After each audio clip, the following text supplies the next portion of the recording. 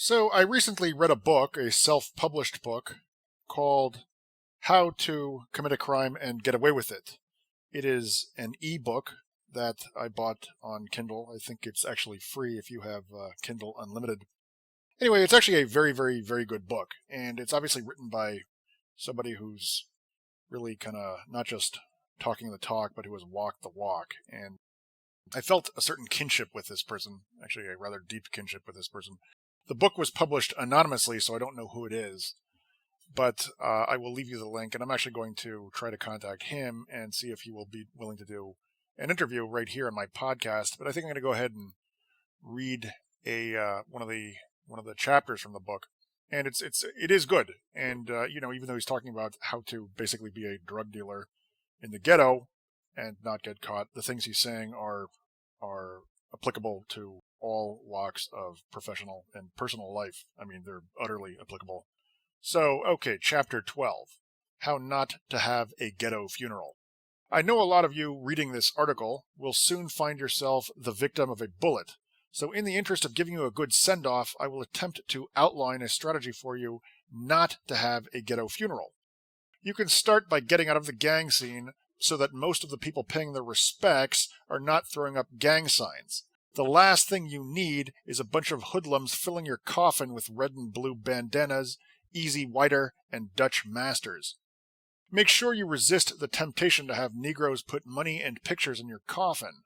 Try to limit those Negro spirituals to half an hour maximum. Don't ask anyone if they have anything to say in regards to the deceased, or you will be in the funeral parlor all night listening to everyone and their mama bringing up nostalgic memories about when they were outside smoking a bone with the deceased. No Cooley High School music, and for God's sake, no rap music. No tributes on motorcycles and basketball classics immediately following. The last thing you need is 7 baby mothers attending the funeral to fight each other. If he didn't acknowledge the kid in life, he damn sure can't do it in death. Stay away from the funeral and have your illegitimate child visit his gravesite after the funeral and everyone is dispersed. Tell your loved ones not to embellish on your obituary. If you didn't graduate from high school, stop making up phony academic credentials. At the same time, you need more in it than "he loved the Lord." Limit the people in prison coming to the funeral. You don't need the whole front row filled with men in shackles. Anyway, I thought that was pretty witty, and the book consists of around 70 of these vignettes, and they're actually pretty damn useful. Some of them are very, very useful. And while we're at it, I will read one more section from this book. Okay. This chapter is titled, Never Put Your Faith in Your Girl from the Street. Your girl from the streets should remain just that, your girl from the street. If she is anything like some of the shallow bitches I have been fucking with, then you cannot trust them as far as you can see them. A seasoned street bitch will leave your ass the moment the paper is gone. If she doesn't leave you right away, it is only because she believes that you are going to get back on sooner rather than later. She is always shallow. She loves money and the extravagant lifestyle that you, or some other nigger, has made her accustomed to. That is the very reason you love her ass. She would rather spend her last on Prada or looking like a million. She has a sense of style, and she is eye candy. A bitch will measure you by the last bitch you have fucked with. They only want you because some other bad bitch has you. They will fight for your love and affection just to get what she has.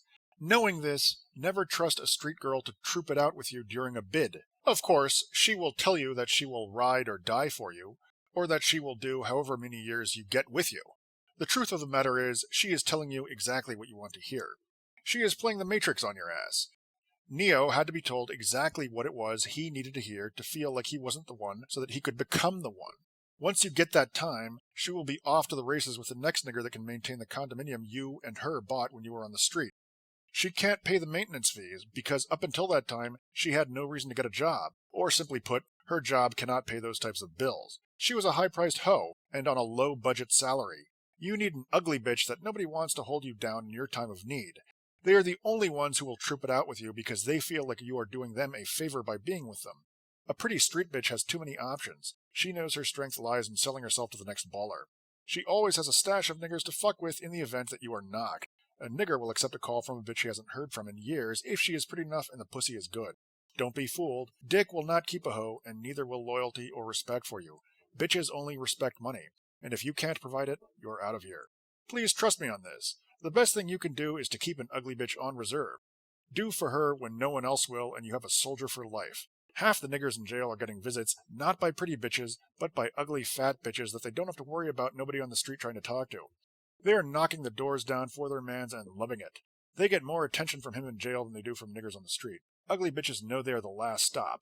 A man will only accept the bottom of the barrel when he has no choices and no options. So, this is obviously pretty good material. It's not always very gracefully written, but there is a certain eloquence to it, and it definitely actually has quite a bit of substance. And there's a certain humor, but actually most of it's actually just kind of accurate.